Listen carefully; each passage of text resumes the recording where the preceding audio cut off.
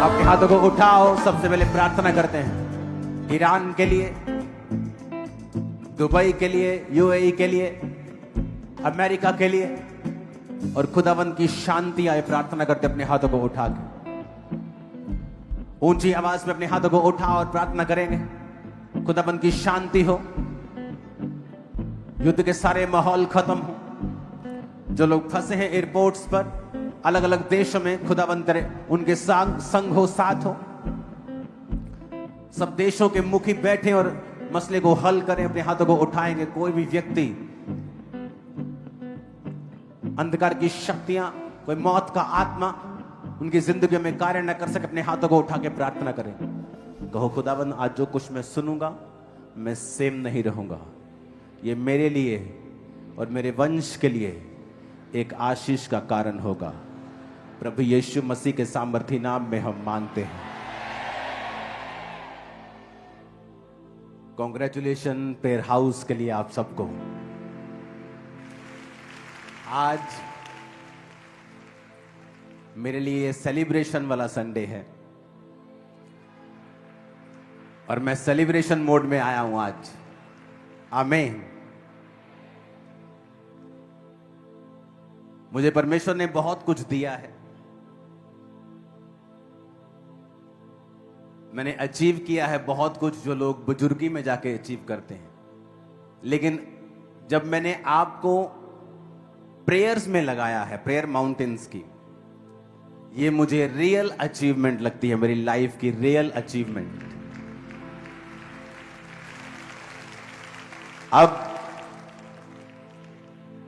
जब परमेश्वर ने कहा था प्रेयर माउंटेन, जब मैं प्रेयर कर रहा था कि परमेश्वर ने कहा था ब्लाइंड स्पिरिट्स लोगों को छोड़ के जा रही, और सडनली मैसेज आने स्टार्ट हो गए कि मेरी मां ब्लाइंड थी, मेरा भाई ब्लाइंड था, और सडनली उनको ब्लाइंडनेस, ये बड़े बड़े हॉस्पिटल की मेडिसिन खा रहे थे, और सडनली जैसे ही आपने कहा कि ब्लाइंडनेस की स्पिरिट जा रही है तो इनको दिखने लगा। हम भी हैरान हैं। और मैं अपने लोगों को बता रहा था कि प्रेयर माउंटेन के टाइम जब गेस्ट आ रहे थे, जब हम प्रार्थना कर रहे थे ऑनलाइन लोगों के लिए, आपके लिए, तो परमेश्वर मुझे दिखा रहा था कि वो पावर, वो अनॉइंटिंग, वो ग्रेस जो वो दे चुका है, और जब वो रिलीज होती है लोगों की लाइफ में कैसे काम हो रहे हैं। और परमेश्वर ने मुझे कहा कि 8 बजे के समय को पवित्र करके इसको अलग कर दो।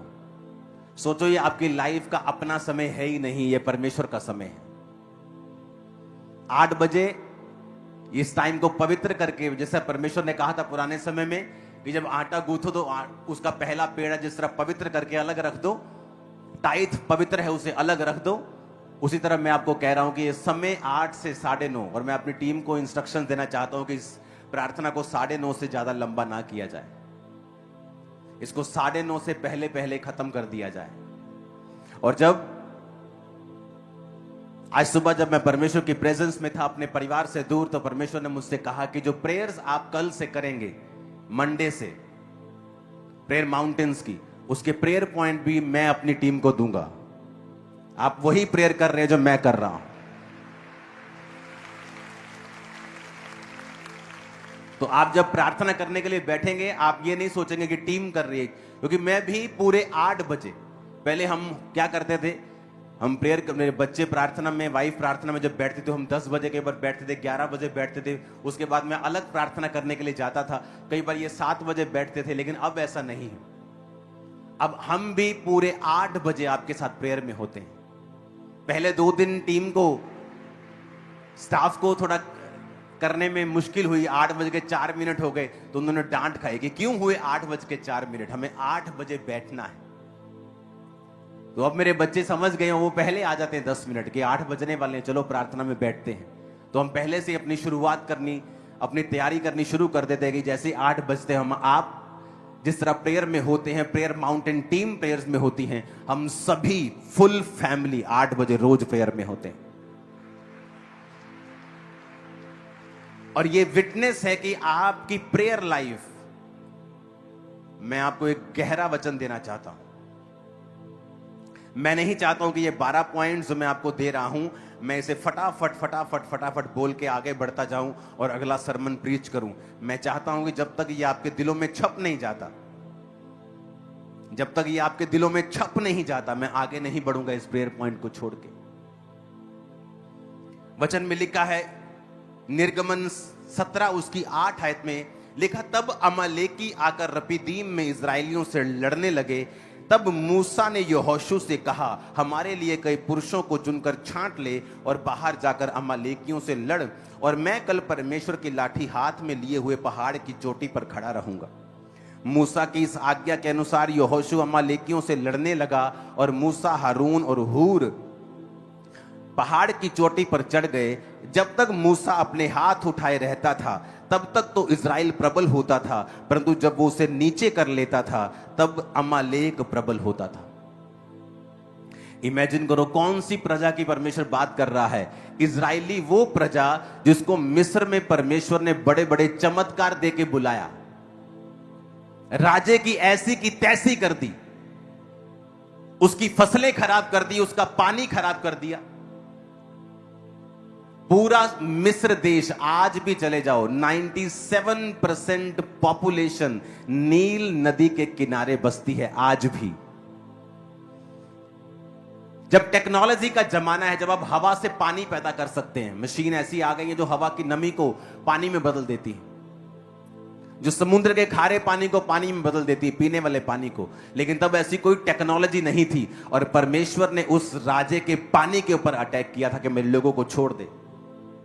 उनके पहलोठे मार दिए, उनके पहले बच्चे मार दिए, उनके पशु, उनकी फसलें, उनकी रेपुटेशन, सब पे अटैक किया अपने लोगों को छुड़ाने के लिए। और इमेजिन करो, वो लोगों के जीवन में परमेश्वर का एक प्लान था कि मैं तुम्हें मिस्र से छुड़ा कर लेके जा रहा हूं, मैं तुम्हें ये देश दूंगा, ये बड़े बड़े देश जहां बड़े बड़े राजा लोग रहते हैं, जहां बड़े बड़े पहलवान रहते हैं, बड़े बड़े जायंट रहते हैं, मैं तुम्हें जायंट किलर बना दूंगा और ये सारे देश मैं तुमको दूंगा। एक बिग प्लान, एक मास्टर प्लान के साथ परमेश्वर उनको वहां से लेके आता है। उसी तरह से परमेश्वर ने आपको बुलाया है। उसी तरह से मिस्र जो पुरानी जिंदगी का प्रतीक है, परमेश्वर ने आपको मिस्र से बुलाया है, जहां आप पुरानी जिंदगी में जीते थे, आप पाप में जीते थे, आप हर तरह की उपासनाएं करते थे, आप जीवित परमेश्वर से दूर थे, और परमेश्वर ने आपको मसीह के द्वारा अपने पास बुलाया। और अब परमेश्वर का जिस तरह उनकी जिंदगी में एक बड़ा प्लान था, आपकी जिंदगी में परमेश्वर का एक बड़ा प्लान है। वो चीजें जो बड़ी हैं आपके लिए परमेश्वर ने तैयार करके रखी। वो चीजें जो भयानक हैं, मार्वलस हैं, वो थ्रोन्स, वो गद्दियां परमेश्वर ने आप और आपके बच्चों के लिए रेडी करके रखी हैं। वो चीजें जो आपने कभी सोची भी नहीं है, वो चीजें जिनके आप काबिल नहीं हो, वो चीजें जो दूसरी जातियों के लिए हैं, परमेश्वर ने आपके लिए रखी है। वो अनॉइंट हो चुकी हैं आप लोगों के लिए। और यही प्लान था परमेश्वर का उनकी लाइफ में। और इसी योजना के तहत परमेश्वर ने बड़े काम दिखाए, जिस तरह आपके और मेरी जिंदगी में परमेश्वर ने बड़े काम दिखाए। जब हम मिस्र में से निकल रहे थे तो किस तरह परमेश्वर ने हमारे विरोधियों को शांत करवाया, किस तरह उसने हमारे विरोधियों को शर्मिंदा किया, उसने शैतान के चंगुल से मुझे और आपको छुड़ाया।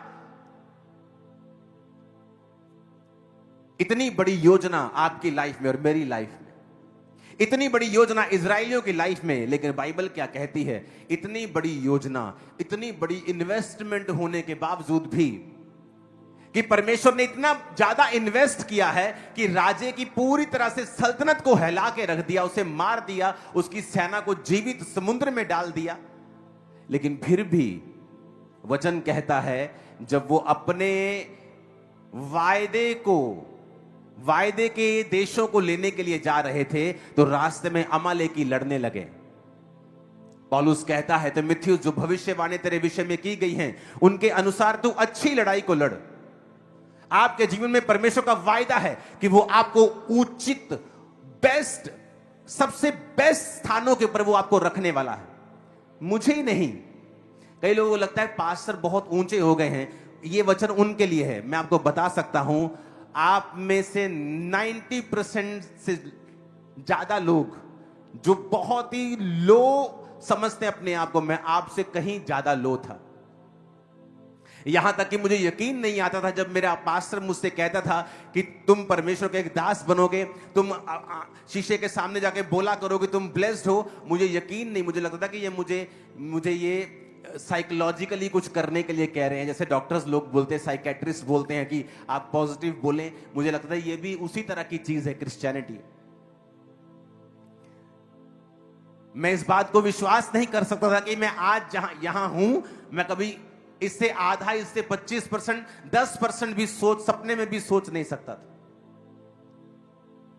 लेकिन परमेश्वर की एक योजना थी और मैं आपको बताना चाहता हूं, उसकी योजना हर उस व्यक्ति के लिए है जो बैप्टाइज्ड हो चुका है।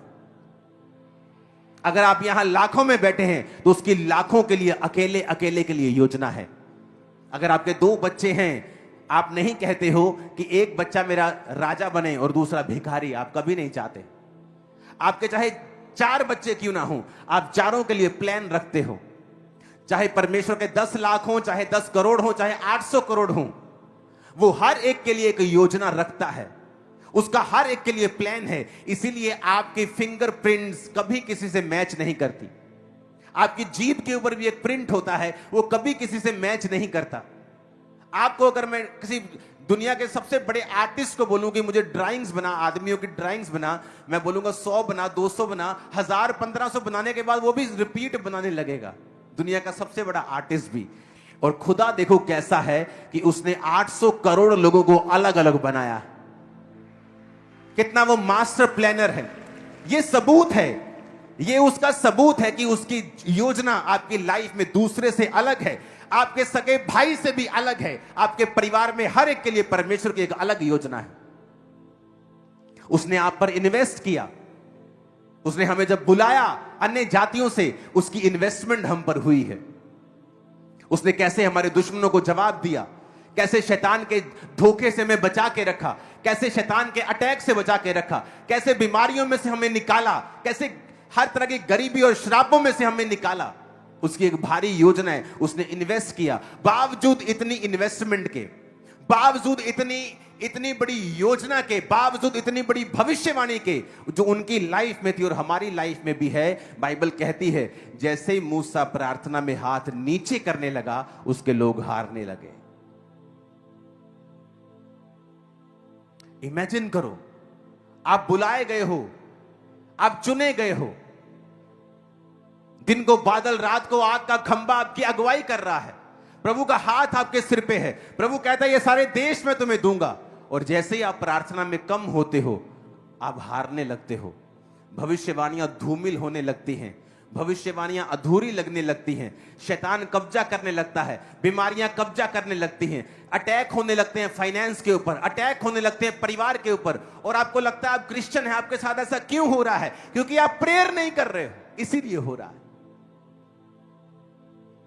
जब उन्होंने देखा कि मूसा जब हाथ ऊपर करता है तो अमालेकी हारने लगते हैं, और मूसा जब हाथ नीचे, वो थक रहा था, वो आदमी था, वो भी स्वर्गदूत नहीं था। जैसे ही वो हाथ नीचे करता था, अमालेकी जीतने लगते थे, इजराइल हारने लगता था। तो लिखा उन्होंने एक योजना बनाई। 12 आयत में लिखा जब मूसा के हाथ भर गए तो उन्होंने एक पत्थर लेके मूसा के नीचे रख दिया और वो उस पर बैठ गया। और हारून और हूर एक एक अलंग में उसके हाथों को संभाले रहे और उसके हाथ सूर्य अस्त तक स्थिर रहे। यहोशू ने अनुचरों समेत अमालेकियों को तलवार के बल से हरा दिया। सब बोलो हालेलुया। लिखा उन्होंने योजना बनाई। चाहे परमेश्वर ने आपको बड़े कामों के लिए बनाया है, लेकिन आपकी प्रेयर लाइफ कैसे मेंटेन होगी, आपको योजना बनानी होगी। तो योजना परमेश्वर ने मुझे दी आप लोगों के लिए। मुझे हजारों मैसेजेस आ चुके हैं जब से हम रात 8 बजे वाली प्रार्थना के साथ जुड़े हैं। हमारी प्रार्थना वाला जीवन की जो ड्राइनेस थी, जो सूखापन था, वो सदा के लिए खत्म हो गया। हम जीवित हो गए, हम अलाइव हो गए।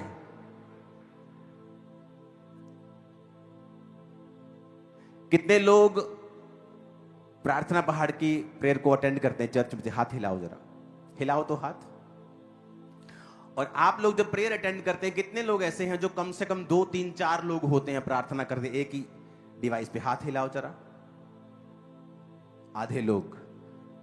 प्रार्थना अटेंड कर रहे हैं 80% लोग, 40% लोग वो है जब बैठते हैं तो 3 4 5 लोग होते हैं, क्योंकि जिस तरह से लोग उसे ज्वाइन कर रहे हैं, आप इमेजिन करो हर रात 8 बजे लाखों लोग मिलके एक ही प्रेयर पॉइंट्स पर प्रार्थना कर रहे हैं। इमेजिन करो क्या हाल होगा शैतान का। आप इमेजिन करो लाखों लोग जुड़े हुए हैं प्रेयर माउंटेन की प्रेयर्स के साथ। 100 देश, 100 देश के करीब प्रेयर माउंटेन प्रेयर्स को अटेंड कर रहा है, और हम एक ही प्रेयर पॉइंट्स के साथ एक मन होके हम प्रार्थना कर रहे हैं। अब यहां पर देखो, जैसे वो हाथ नीचे करता है, लिखा इजराइल हारने लगता है। कौन इजराइल? जिस पर भविष्यवाणियां थी। कौन इजराइल? जिस मिस्र में से निकाला गया था। कौन इजराइल? जिसके संग परमेश्वर था। कौन इजराइल? जो परमेश्वर के पूरे वचनों को लेके, भविष्यवाणियों को लेके देशों के ऊपर कब्जा करने के लिए जा रहा था, वो इजराइल हारने लगा। आपके जीवन में बड़ी योजनाएं होती है, आपको मालूम होता है कि मुझे ये काम करना है, और सडनली आपकी लाइफ पे अटैक होता है। आप बोलते ये कैसे हो गया? मैं तो क्रिश्चियन हूं, मुझे तो ये काम, मुझे तो स्टडी में कुछ अचीव करना था, अब मैं बीमार हो गया हूं, ये क्या हो गया मेरे साथ? क्योंकि शैतान नहीं चाहता कि वो योजना जो परमेश्वर की आपकी लाइफ में है वो पूरी हो। चाहे आप एक हैवी इन्वेस्टमेंट है, परमेश्वर ने आपके ऊपर एक हैवी इन्वेस्टमेंट की है, और कोई बिजनेसमैन नहीं चाहता उसकी इन्वेस्टमेंट खराब हो। परमेश्वर भी नहीं चाहता कि उसकी इन्वेस्टमेंट खराब हो, लेकिन इसलिए उसने कहा है वचन के साथ जुड़े रहो, और इसलिए उसने कहा है प्रार्थना करते रहो ताकि तुम परीक्षा में ना पड़ो। इसलिए उसने कहा कि अगर तुम प्रेयर नहीं करोगे तुम परीक्षा में पड़ोगे, तुम फिर सवाल करोगे, मैं क्रिश्चियन था, मैं चर्च जाता था, मेरे साथ ऐसा क्यों हुआ? और जब आप नोटिस करेंगे अपनी प्रेयर लाइफ को, आप देखेंगे वहां पे ड्राइनेस थी, वहां सूखा था। आप विश तो करते थे प्रार्थना करने की, लेकिन आपकी प्रार्थना सिर्फ आपकी विश में थी, आपकी इच्छा में थी। प्रैक्टिकली धरती के ऊपर आपकी प्रार्थना 2 घंटे भी रोज की नहीं थी। और यहां पर इजराइल हारने लगता है। हालेलुया, हारने लगता है। उन्होंने योजना बनाई, कहते पत्थर लेके आओ, पत्थर पर मूसा को बिठा दिया, बोले मूसा आप बैठ जाओ। एक बाजू हूर ने पकड़ी, एक बाजू हारून ने पकड़ी। उसने कहा आप करो प्रार्थना, हम आपकी बाजुओं को उठाकर बैठेंगे। लेकिन शाम तक उनकी बाजुएं उठी रही, और मूसा प्रार्थना करता रहा पहाड़ पर, यानी एक अलग जगह के ऊपर जहां डिस्ट्रैक्शन नहीं थी, लोगों का शोर नहीं था। आप प्रेयर में नहीं हैं, आप कैसे जीतेंगे? आप प्रार्थना में नहीं हैं, आप कैसे शैतान के ऊपर फतह पाएंगे? आप प्रेयर करेंगे, परमेश्वर सारा कुछ व्यवस्थित करेगा। आपका फाइनेंस, आपकी फैमिली, आपका अगला स्टेप, आपका पड़ोसी, आपका दुश्मन, वो सबको मैनेज करके बंदा बना के रखेगा सब। वो मैं आपको बता रहा हूं। जैसे ही मूसा हाथ नीचे करता है, वो भविष्यवाणियों से भरा हुआ इजराइल हारने लगता है। और यह जरूरी था कि वो योजना बनाए। पिछली प्रार्थना पहाड़ की प्रेयर जो हुई है ऑनलाइन, ये एक ब्लेसिंग थी हमारे लिए, क्योंकि सडनली वहां पे जाके स्पिरिट ने मुझे हिलाया कि नहीं, अब जो शैतान करने की कोशिश कर रहा है वो क्यों हुआ? क्योंकि अब माहौल चेंज होगा। अब तुम सब 8 बजे बैठोगे और 8 बजे के समय को पवित्र करोगे और उसे अलग कर दोगे प्रेयर के लिए। और ये नहीं कि आप 8:30 ज्वाइन कर रहे हैं, कोई 8:45 ज्वाइन कर रहा है। नो, 8 बजे एग्जैक्ट आप ज्वाइन कर रहे हैं। मैंने फॉरेन की जो ब्रांचेस हैं उनको बोल दिया है कि आपको लाइव जुड़ने की जरूरत नहीं है, आप भी उसी समय में जुड़े 8 बजे अपने देश के हिसाब से। अगर आप यूरोप में हैं 4-5 घंटे आप हमसे पीछे हैं। अगर यहां 8 बजे तो आप 3 बजे वहां पे प्रार्थना 4 बजे नहीं कर पाएंगे। आप वेट करें 8 बजने का और वही प्रेयर को उस दिन की चलाएं और बैठें 8 बजे और 9:30 तक बैठें। रात को सोने के वक्त आप 20-25 मिनट, आधा घंटा बाइबल पढ़ें। जब सुबह उठें, उठने के बाद सबसे पहला काम आप प्रार्थना करें। अगर आप अपनी जिंदगी में फल देखना चाहते हो तो आप, वही बिजनेस होगा, वही काम होगा, वही घर होगा। परमेश्वर आपको आइडियाज देगा, वो आपसे बात करेगा, आपकी स्पिरिट में चीजों को डालेगा, आपको इफेक्टिव बनाएगा, फ्रूटफुल बनाएगा, कामयाब करेगा। वही आप, अगर आप बिना प्रार्थना के दिन की शुरुआत करते हैं, आप वही दिन निकालेंगे और कोई फ्रूट नहीं होगा। आप रेगुलर काम कराएंगे जो आप करते हैं, लेकिन कोई फल नहीं होगा, कोई तरक्की नहीं होगी, कोई बेटरमेंट नहीं होगी। अपने दिमाग से आप कितना आगे बढ़ जाएंगे, एक लिमिट तक, लेकिन लिमिटलेस आपको परमेश्वर करता है। आप जब सुबह उठें, कितना टाइम होता है? 45 मिनट। आप एक टीवी का प्रोग्राम 1 घंटे का एक झट में देख लेते हो, बोलते हो गया। 45 मिनट जस्ट उठना है। और अगर आप 6 बजे उठते हैं तो 5:30 उठना शुरू कर दो। 5:30 से 6:15 तक आप बैठे हैं, कोई फर्क नहीं पड़ेगा आपको। आप सुबह उठें और पर्सनल प्रार्थना करें और परमेश्वर के सामने अपनी चीजों को रखें। उसकी आत्मा से अगुवाई मांगे कि मुझे सारा दिन आज चलना है, तेरा अगुवाई मुझ पे हो, तेरा फेवर मुझ पे हो। जाएं, अपना काम करें, सारा दिन खुदा से बात करें ऑल द टाइम, अंदर खुदा से कनेक्टेड रहें। शाम को प्रेयर माउंटेन्स के साथ जुड़े, रात को सोने वक्त बाइबल पढ़े और छोटी सी प्रार्थना करें। मैं आपको बता रहा हूं, आपकी ड्राइनेस खत्म हो चुकी है स्पिरिट में, और आप कोई भी प्रेयरलेस नहीं होगा, कोई भी। और ये मेरे लिए एक अचीवमेंट, मुझे सेंस होती है, मुझे फील होती है कि मैंने कुछ अचीव कर लिया, कि मैंने अपने 7 लाख मेंबर्स को और दूसरे लोगों को भी, जो मेंबर्स नहीं भी है, क्रिश्चियन लोगों को भी, कि प्रेयर्स में लगाया है। उनकी प्रार्थना वाला जीवन अब ड्राई नहीं रहा।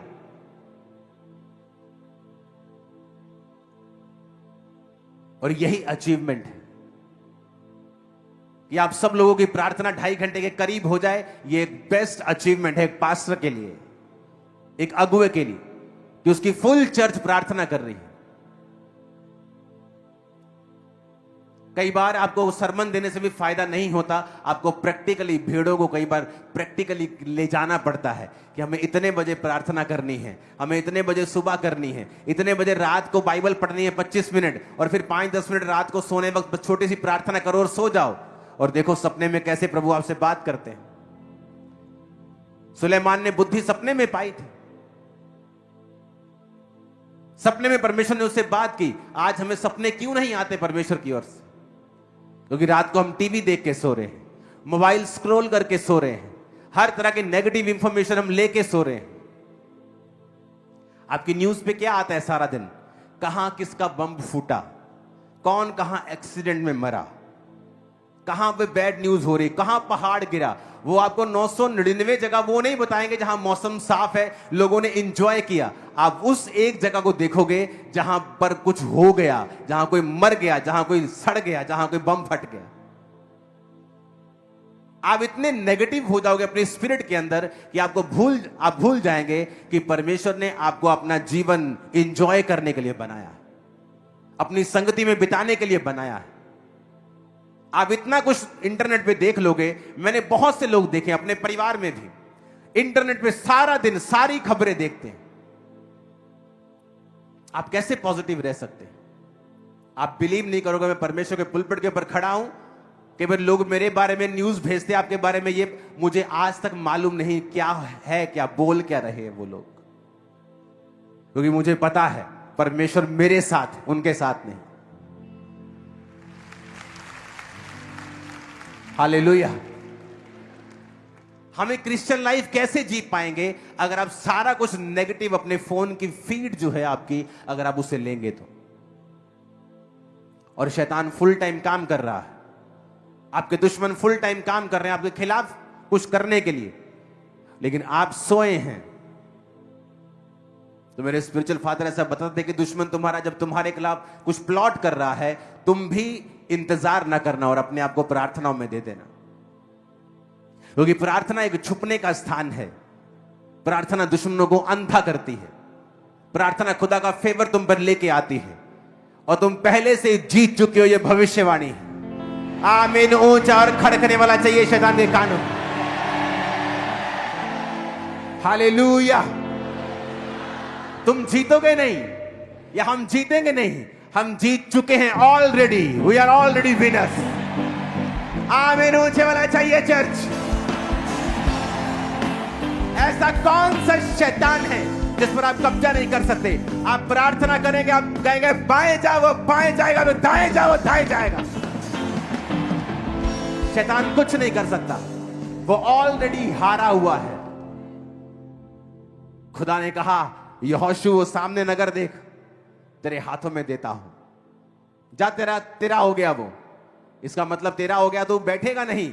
लिखा जब उसने परमेश्वर ने कहा तेरा हो गया, उसने लड़ाई की योजना बनाई और लड़ा और जीता, क्योंकि वो ऑलरेडी जीत चुका है। आप ऑलरेडी जीत चुके हैं। जस्ट प्रार्थना में बैठना है, जस्ट खुदा की हजूरी में बैठना है।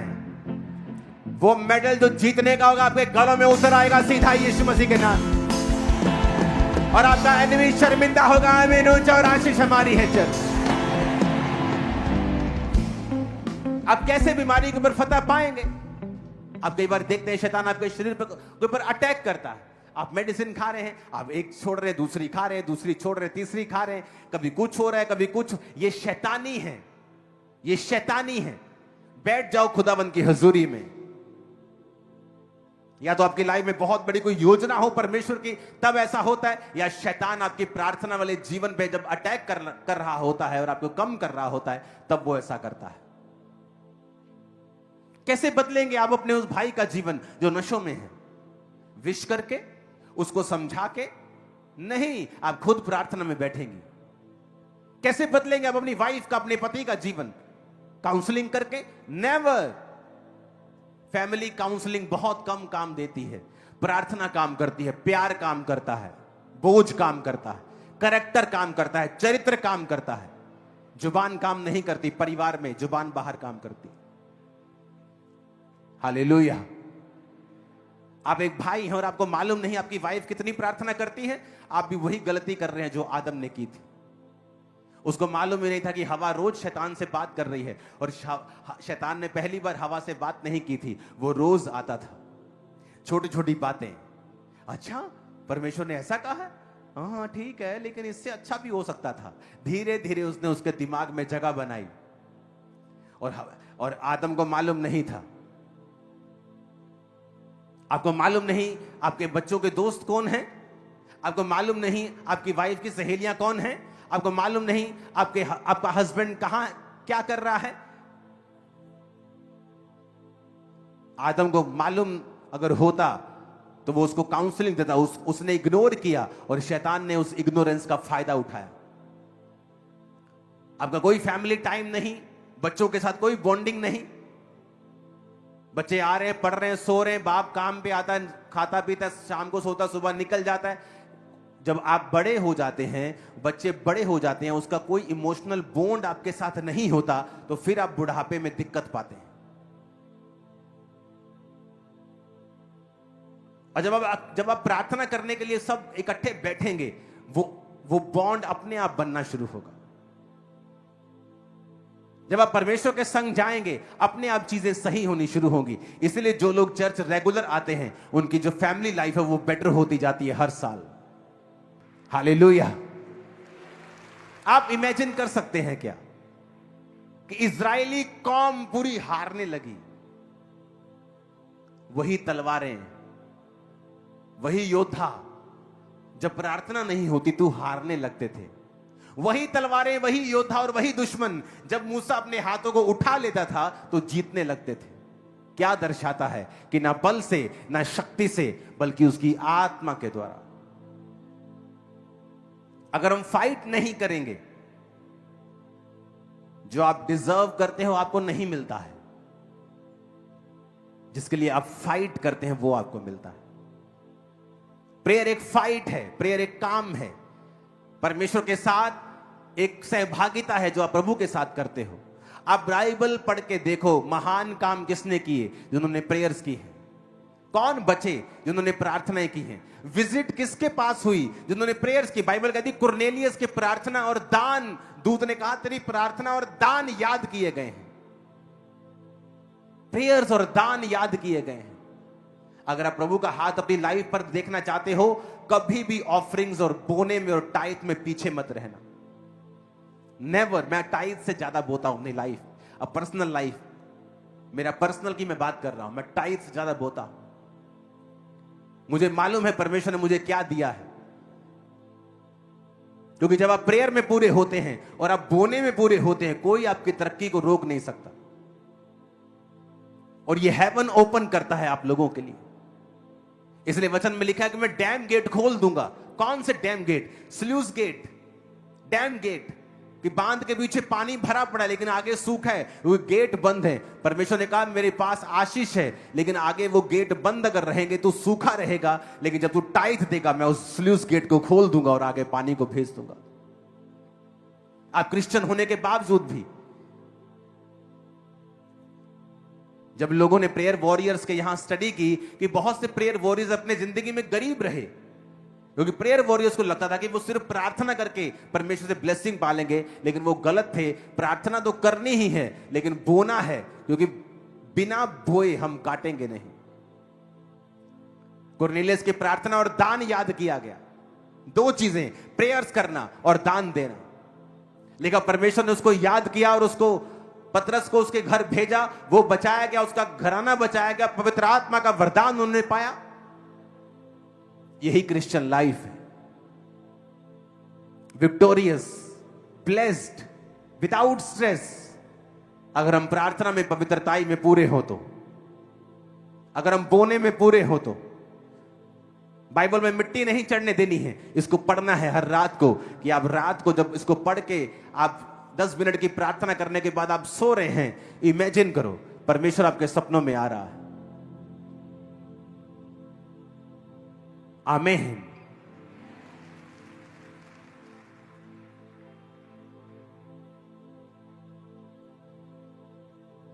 हालेलुया।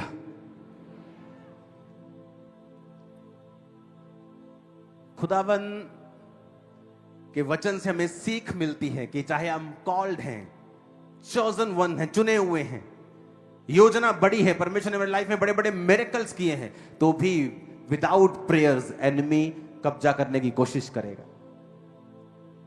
वो शैतान बीमारियों के साथ, अटैक के साथ, वो आपकी लाइफ के ऊपर फिर से अटैक करने की कोशिश करेगा जब आप प्रेयरलेस होंगे तो।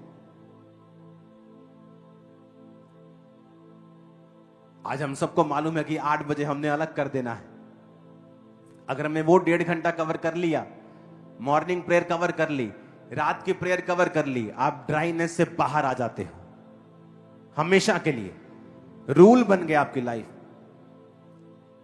और मुझे नहीं मालूम परमेश्वर ने 8 बजे का समय क्यों चुना। शायद इसलिए चुना क्योंकि जो 7 से 10 आप टीवी देखते थे या कनेक्टेड रहते थे दुनिया की चीजों से, परमेश्वर ने वो ब्रेक लगाई है थोड़ी सी। जब एक ब्रेक लग जाती है तो फिर गाड़ी उतनी तेजी से जल्दी भागती नहीं, तो आप उतनी तेजी से शैतान की ओर भाग नहीं पाओगे। जब ब्रेक लग गई आपकी, ये बेस्ट ब्रेक है, ये खुदा की ओर से है, मैं आपको बता रहा हूं। इसलिए मैंने कहा कि आप इस समय को बदले नहीं, चाहे आप फॉरेन में भी रहते हैं, आप फॉरेन ब्रांचेस के मेंबर हैं, आप फॉरेनर आप फॉलो करते हैं, आप इस समय को चेंज ना करें और 8 से 9:30 ही इस समय को रखें और इसे पवित्र माने, पवित्र करके इसे अलग कर दें कि यह समय मेरा नहीं है, यह परमेश्वर का समय है। कुछ भी आसानी से नहीं होता है।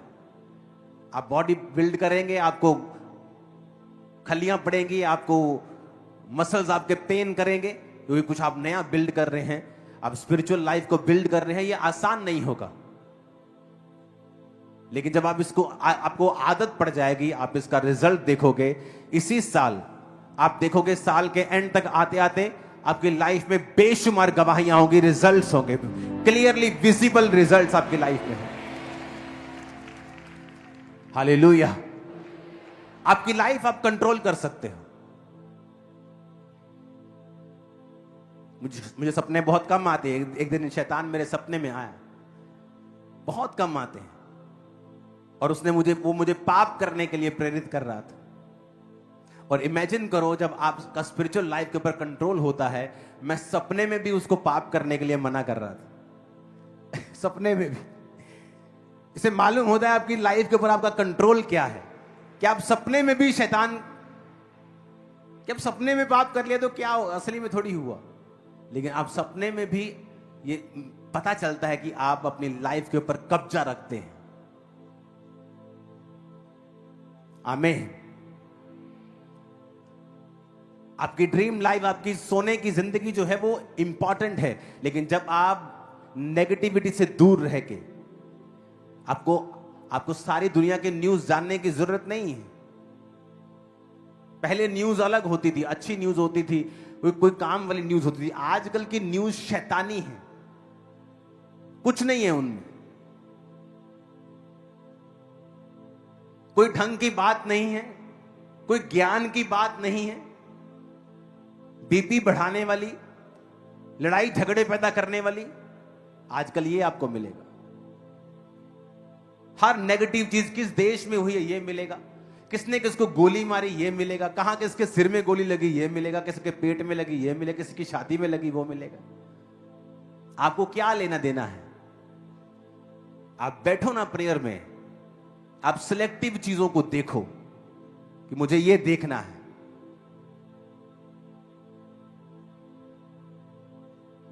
पिछले 1 साल से हर दोपहर को मैं एक ही खाना खा रहा हूं, सिलेक्टिव चीजें। क्या मेरे लिए अच्छा है, क्या मुझे देखना है, क्या मुझे सुनना है, किससे मिलना है, सिलेक्टिव होना चाहिए सब। आपकी स्पिरिचुअल फिजिकल हेल्थ दोनों बेस्ट रहेंगे। ये भी आने दे, न्यूडल भी आने दे, बर्गर भी आने दे, आप हेल्थी नहीं रहोगे। वो भी देख, फेसबुक पे जो आ रहा है कचरा सब आपके दिमाग में जा रहा है। सारा कचरा आप खा रहे हो, सारा कचरा आप ले रहे हो। कैसे हेल्थी रहोगे आप? स्पिरिचुअली कैसे हेल्थी रहोगे? मेंटली कैसे हेल्थी रहोगे? आप सारा दिन न्यूज क्या सुन रहे हो? फलानी औरत ने अपने पति को काटा, नीले ड्रम में भर दिया। अब सारा दिन अगर न्यूज ऐसी सुनोगे तो जब हस्बैंड वाइफ बैठोगे, आप कैसे बैठोगे? आपको शक रहेगा। जिस दिन उसने कोई गुस्सा कर लिया, बोलोगे ये मुझे भी कहीं नीले ड्रम में ना डाल दे। कितने मेरी बात को समझ रहे हैं? कौन से हस्बैंड ने वाइफ को चाकू मार के मारा, किसने बंदूक मार दी, किसने गोली मार दी? अगर सारा दिन आप ऐसी न्यूज देखोगी, जब आपका हस्बैंड आप पे गुस्सा करेगा, वो लगेगा ये आज मुझे मारने वाला है, वही मेरा हाल होने वाला है। जबकि ना उसके दिल में कुछ है, ना उसके दिल में कुछ। हमारे तो ऐसे फोन है, मेरी वाइफ कर हमारे ऐसे फोन है जब हम फेसबुक भरते भी नहीं है, फोन पे ही नहीं, सोशल मीडिया फोन पे ही नहीं, कैसे खोलेंगे? क्योंकि जब आपके एक चीज की 50% अच्छी चीजें आए, 50 बुरी आए, तो चल पता करें ठीक है। लेकिन जब आपके 99% चीजें बुरी आ रही हो और 1% उसमें अच्छा आ रहा हो, तो इसका मतलब अब आपको अवॉइड करना है और काम के लिए जाना है और काम करके अपना वापस आ जाना है। सोशल मीडिया अच्छा है, लेकिन जब प्रार्थना करनी है, प्रार्थना करो, उसके बाद वापस आ जाओ। आप इतना नेगेटिव जंक गंद अपने दिमाग में भर के पीसफुल लाइफ नहीं जी पाओगे। हालेलुया। अपने पड़ोसी को बोलो, प्रार्थना कर। चाहे तू बड़ी योजना के नीचे है, चाहे तू मिस्र से छुड़ाया गया है, चाहे तू भविष्यवाणियों के नीचे है, चाहे प्रभु की बड़ी योजना तेरी लाइफ के ऊपर है, तो भी लड़ शैतान से, अंधकार की शक्तियों से, हाकिमों से, जो शैतान है, दुष्ट आत्माएं हैं, जिनका हेड ऑफिस आसमान में है। तेरी लड़ाई उनके साथ है। प्रार्थना में उनसे लड़, पवित्रताई से लड़, वचनों से लड़, बोने से लड़, तो तू जीत जाएगा और अपने परिवार समेत जल्दी गवाही के साथ वापिस आएगा। आमीन। साथ होने चाहिए और ऊंची आवाज में होने चाहिए।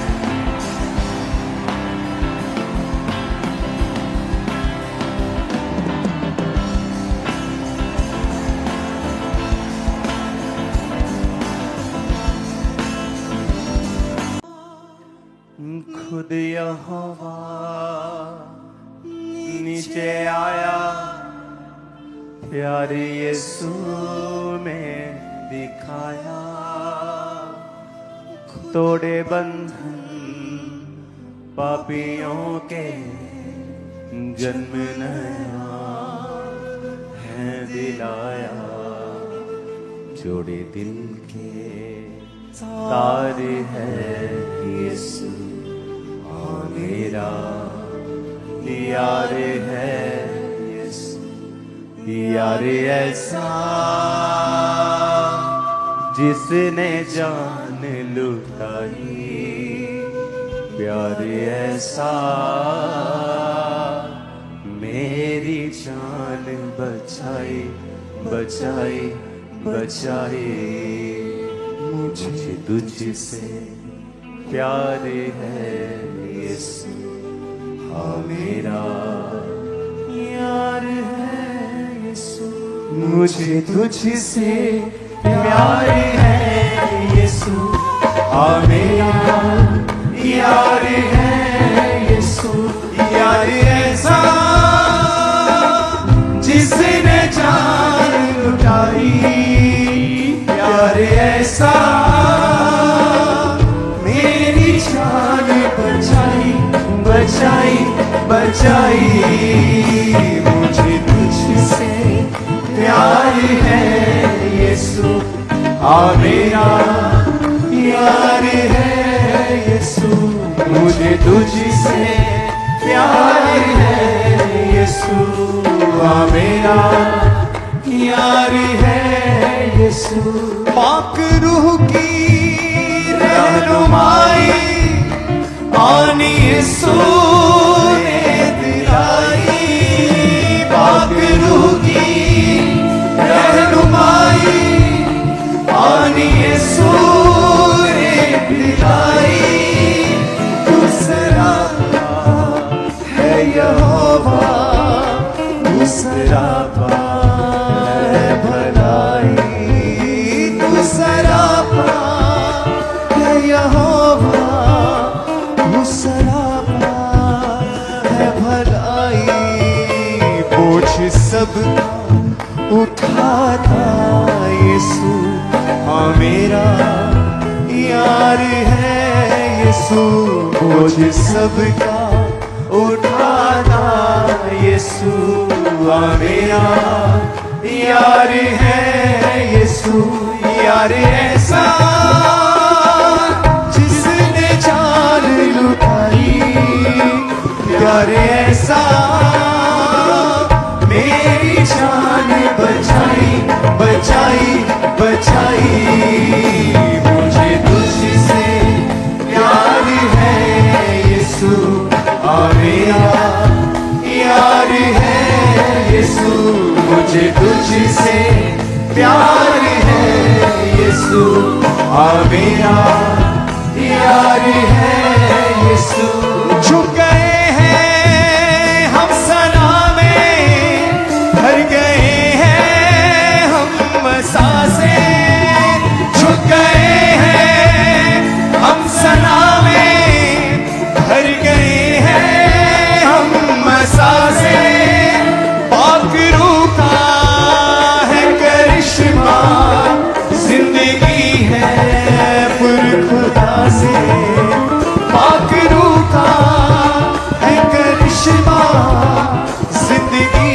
है खुदा से रहमत का ताज है यीशु हाँ मेरा यार है यीशु रहमत का ताज है यीशु हाँ मेरा यार है यीशु मुझे तुझसे प्यार है यीशु हाँ मेरा यार है यीशु मुझे तुझसे प्यार है यीशु हाँ मेरा यार है यीशु मुझे तुझसे प्यार है यीशु हाँ मेरा यार है यीशु मुझे तुझसे प्यार है यीशु हाँ मेरा यार है यीशु मुझे तुझसे प्यार है यीशु हाँ मेरा यार है यीशु यार ऐसा जिसने जान लुटाई प्यार ऐसा